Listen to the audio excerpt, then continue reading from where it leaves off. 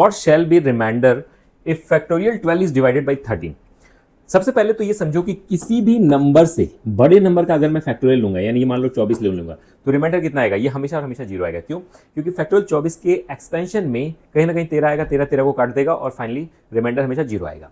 Problem होती है जब मैं 13 से नीचे वाले नंबर का फैक्टोरियल लेता हूं, जैसे कि फैक्टोरियल 12 ले लूं, फैक्टोरियल 11 ले लूं या कोई और नंबर ले लूं, तब कुछ रिमाइंडर बनेगा।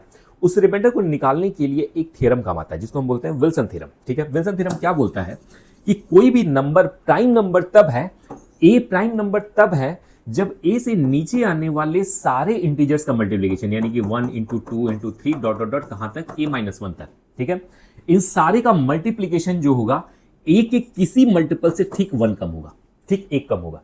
ठीक है, ये विल्सन थ्योरम बोलता है। अगर ये कंडीशन सेटिस्फाई होती है तो ए हमेशा हमेशा प्राइम नंबर आएगा। ठीक है, वैसे इसको लगाकर हम प्राइम नंबर चेक नहीं कर सकते, क्योंकि छोटे नंबर्स पे तो आप कर सकते हो, बड़े नंबर पे ना ये कैलकुलेशन बहुत बड़ी हो जाती है, तो आप ये निकाल नहीं पाते हो। ठीक है, लेकिन ये थ्योरम जो है किसी भी प्राइम नंबर पे एप्लीकेबल है।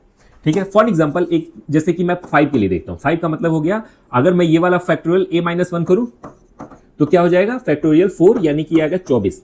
ठीक है, 5 का मल्टीपल देखें, 5 into 5 minus 1 is equal to 24।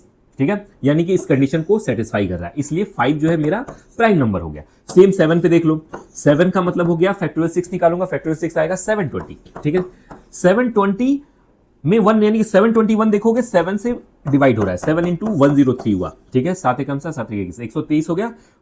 721 minus 1 करूंगा तो 720 आ जाएगा, यानी कि 7 मेरा एक प्राइम नंबर है। ठीक है, इस चीज का इस्तेमाल करके मैं इस क्वेश्चन को कैसे सॉल्व कर सकता हूं?